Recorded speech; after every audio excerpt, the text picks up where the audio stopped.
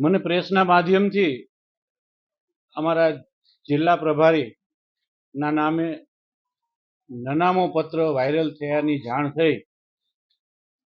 પછી થોડીક જાણકારી મેળવી કે એમાં શું લખ્યું છે, તો મને ખ્યાલ આવ્યો કે પત્રના પ્રારંભે જેને આપણે અખબાર જગતમાં એને ઇન્ટ્રો કહેવાય, પહેલા પેરેગ્રાફમાં એવું લખ્યું છે કે રાજકોટ લોધિકા ખરીદ વેચાણ સંઘના ચેરમેનની નિમણૂકમાં 7 આંકડાનો વહીવટ થયો છે અને એ વહીવટ જિલ્લા પ્રભારી તરીકે નિમણૂક થયા બાદ તુરત જ પેલું કામ જિલ્લા પ્રભારીએ મારી નિમણૂક કરવાનું કર્યું છે.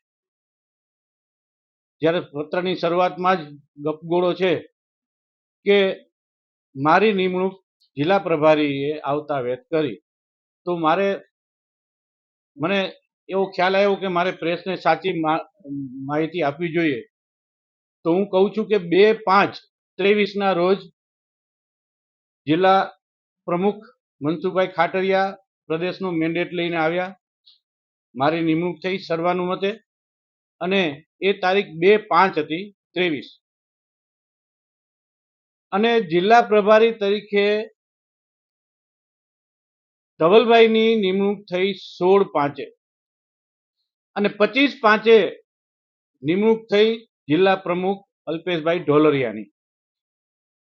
હવે આપને મારે માત્ર આટલું જ કહેવાની વાત હતી કે મારી નિમણૂક પછી જિલ્લા પ્રભારીની નિમણૂક 14 દિવસ પછી થઈ છે.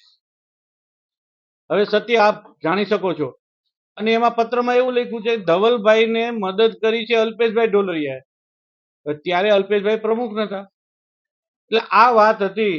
એટલે ગેરસમજ પ્રેસમાં, સહકાર જગતમાં, લોકોમાં અને ખાસ અમે જેનું કામ લઈને બેઠા છીએ એવા ખેડૂતોમાં ગેરસમજ ન ફેલાય એટલા માટે આ સ્પષ્ટતા જરૂરી હતી. એટલે આપ સર્વે મિત્રોને આજે બોલાવીને મારે એ જ કહેવાનું છે કે જો 14 દિવસ પહેલા મારી નિમણૂક હોય અને આ ગપગોળા પત્રમાં ફેલાવવામાં આવ્યા છે, તો આપ જ સમજો, નક્કી આપ કરો કે આમાં સત્ય શું હોય. ધવલભાઈની સાથે અગાઉ પરિચયમાં નહોતો. મારી નિમણૂક પછી એમની નિમણૂક થઈને પ્રભારી તરીકે અહીં મુકાયા હોય એટલે પહેલી વાર હું એમની નિમણૂક પછી 10 દિવસે મળ્યો. એટલે 7 ડિજિટની તો વાત નથી, પણ એની સાથે હું ડિજિટલમાં પણ ક્યાંય સંપર્કમાં નહોતો. માત્ર આટલું કેવું છે. નામાપત્રમાં તો કેમ ખબર પડે કોના વિરોધી છે. એટલે તમારી નિમણૂક રાજકોટ લોધિકા સંઘમાં થઈ ત્યારે જૂથવાદ ચાલતો હતો. એ જૂથમાંથી સામેના જૂથમાંથી કોઈએ કર્યો છે શું છે કે તમને પણ ખ્યાલ છે? કઈ ન કહી શકાય એટલા માટે કે મારા સામેના જૂથની કે બીજી કોઈ વાત અત્યારે અસ્થાને છે. અત્યારે અમે રાજકોટ લોધિકા ખરીદ વેચાણ સંઘમાં મારી નિમણૂક પછીના તમામ ઠરાવો સર્વસંમતિથી થયા છે. અમે બધા સાથે રહીને કામ કરીએ છીએ અને હું છે ને વિવાદનો માણસ નથી, હું વિશ્વાસનો માણસ છું અને એ સર્વે પ્રેસ મિત્રો સારી રીતે વિદિત છે. હું બહુ નાનો રાજકારણી છું. જૂથવાદ માટે કે બીજી વાત માટે કે પત્રિકા માટે કે હું કંઈ કહેવાને એટલા માટે સમર્થ નથી કે હું કંઈ જાણતો નથી અને પછી હું જેમ પત્રમાં ગપગોળો જીકો છે હું પણ જીકું, એ વાત વ્યાજબી નથી. મારે માત્ર આટલી સ્પષ્ટતા કરવી હતી કે રાજકોટ લોધિકા ખરીદ વેચાણ સંઘને નાનામાં પત્ર દ્વારા જેને પણ વિવાદમાં ઘસડ્યું છે, ભગવાન એનું ભલું કરે. આ સંસ્થા સ્વર્ગસ્થ વલ્લભભાઈ પટેલ, વાલજીભાઈ કલોલા, આ સંસ્થામાં વર્ષો સુધી પ્રમાણિકપણે મેનેજર તરીકેની, જનરલ મેનેજર તરીકેની કામગીરી કરનાર વીડી ભાલારા, આ બધા નેક માણસોની આ સંસ્થા છે અને જે સંસ્થામાં આપણે બેઠા હોય ને એ સંસ્થાનું માતૃ સંસ્થા તરીકે જતન કરવું જોઈએ અને અત્યારે એ થઈ રહ્યું છે. માટે વિવાદનું રાજકોટ લોધિકા સંઘમાં કોઈ કારણ નથી. બાપુ, જે પ્રકારે જિલ્લા ભાજપના પ્રમુખ પદની નિમણૂકનો મામલો ચાલે છે, કદાચ ક્યાંક આ નિમણૂક કહી દઉં કે હું બહુ નાનો માણસ છું, હું સક્રિય રાજકારણનો માણસ નથી.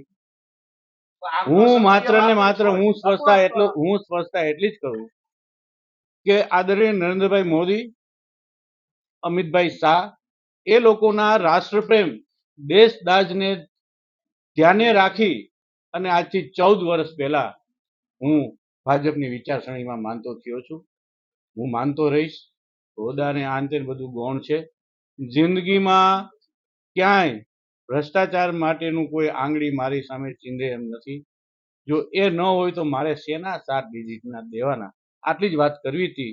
એટલા માટે કે બીજી કોઈ વાત જાણતા ન હોય. ધવલભાઈને આપ પર્સનલી જાણો છો, પ્રભારી છે આપના, એમની સામે જે આક્ષેપ થયા છે, તમને શું લાગે છે આ સાચા હોય ખોટા હોય? આ બધું રાજકારણ છે એટલે એમાં, અને હું એમાં બહુ રાજકારણી તરીકે નાનો માણસ છું, નાનો હોદ્દો ધરાવું છું. કોઈ પણ વિવાદમાં કે કંઈ વાત ન કરું એ વ્યાજબી છે. ભગવાન બધાનું ભલું કરે સાહેબ. હું તો શનિદેવના સિદ્ધાંતમાં માનવાવાળો માણસ છું, કર્મ કરવાવાળો માણસ છું, અને એક વાત ચોખ્ખી માનું છું, કર્મ કોઈને છોડતું નથી. આપણે શું કોણ ન્યાયાધીશ વાળું